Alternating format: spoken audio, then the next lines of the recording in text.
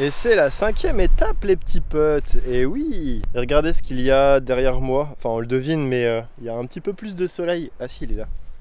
Il est là le copain. Ah, ça fait du bien. Crème solaire, lunettes de soleil, tout va pour le mieux. Je longe la côte, je décide d'aller à Sligo. J'ai décidé de bifurquer finalement, je vais pas prendre la direction du nord-est pour continuer en Irlande.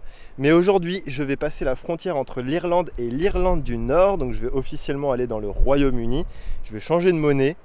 Je vais voir ce que ça donne. Normalement, je vais atteindre un lac avec un camping aussi pour ce soir. Je pense que les campings, c'est quand même une valeur sûre. Surtout quand je me suis tapé de la pluie, je suis bien contente de prendre une douche. Là, je vais profiter. J'ai le vent dans le dos toute la journée. Ça va être une étape un petit peu plus tranquille, presque une étape de repos. J'ai prévu 116 km. Alors, certains diront, ouais, étape de repos, ça fait beaucoup. Mais vu le vent de dos, je pense que ça sera pas trop difficile. J'ai quand même un tout petit peu de dénivelé et surtout de belles choses à voir. Allez, c'est parti.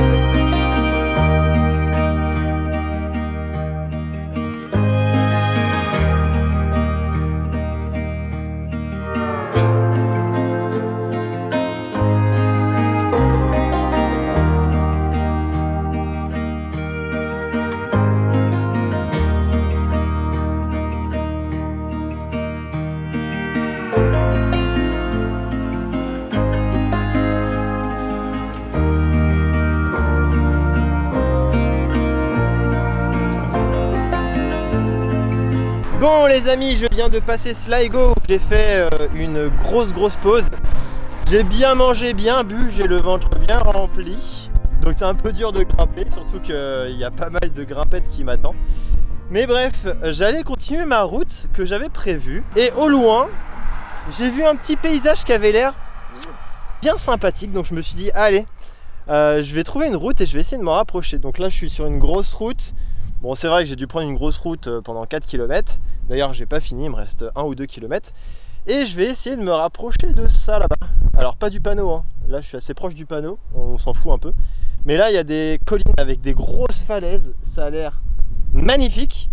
Donc, je vais me rapprocher. En plus, normalement, il y a un petit lac, enfin un grand lac d'ailleurs, qui a l'air plutôt chouette. Donc, lac plus falaise plus petite route. Bah, ça a l'air pas mal. Donc je vais me rapprocher, peut-être qu'il y aura des plans de drone, tout ça, donc bah voilà quoi.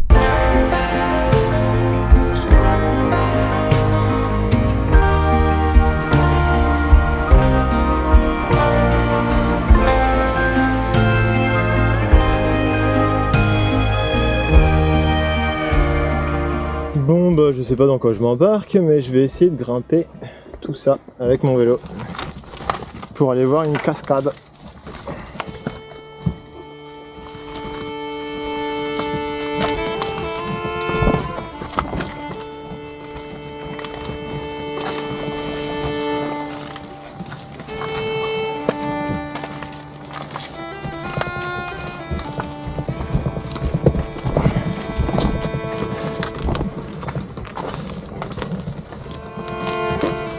Ça passe.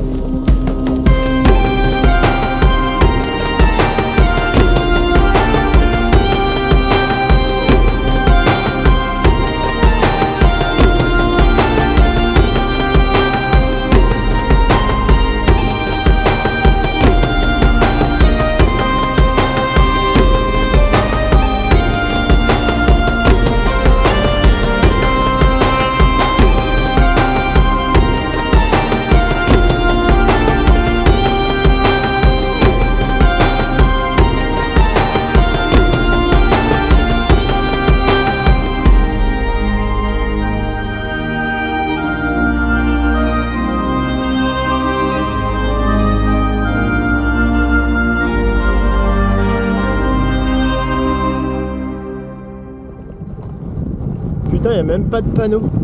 J'ai passé la frontière, ça y est. Je suis officiellement en dehors de l'Union Européenne. Bon. Bon, je suis toujours un peu enrhumé. Bref, tout ça pour vous dire que, eh bien, j'ai quitté l'Union Européenne, ça y est, c'est officiel. Alors, je suis un peu déçu parce qu'il n'y avait pas de panneaux. Je m'attendais à des grands panneaux style bienvenue en Irlande du Nord. Enfin, en anglais, quoi. Bon, bah voilà. Bah là, il me reste une trentaine de kilomètres pour atteindre le campsite, le camping, auprès d'un lac. Et puis, ça sera pas plus mal parce que je crois qu'en Irlande du Nord, comme en Irlande, le bivouac n'est pas autorisé. Je ne sais même pas s'il est toléré. Donc j'ai pas envie de prendre de risques. Donc je vais dormir dans un camping. Il me reste 3 nuits à faire ici en Irlande ou Irlande du Nord. Donc bon, je peux bien payer un camping.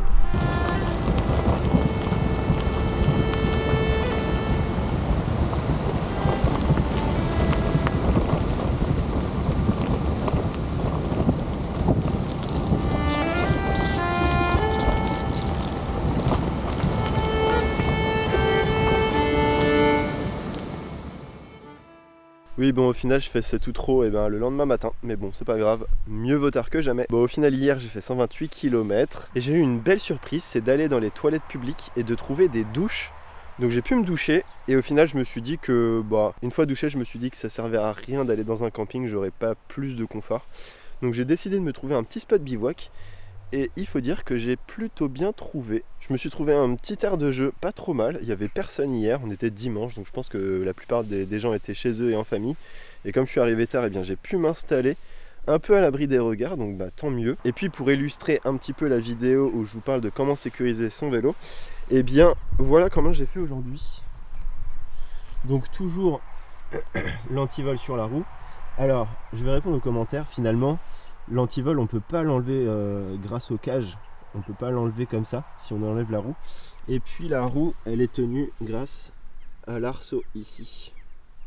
Donc voilà, il est assez sécurisé je trouve, donc tant mieux. Je vous laisse ici pour cet épisode, on se dit à la semaine prochaine pour le suivant. Ça va être un bel épisode, ça c'est sûr. Et quant à moi, je vous dis à très bientôt pour de nouvelles aventures. Allez, ciao.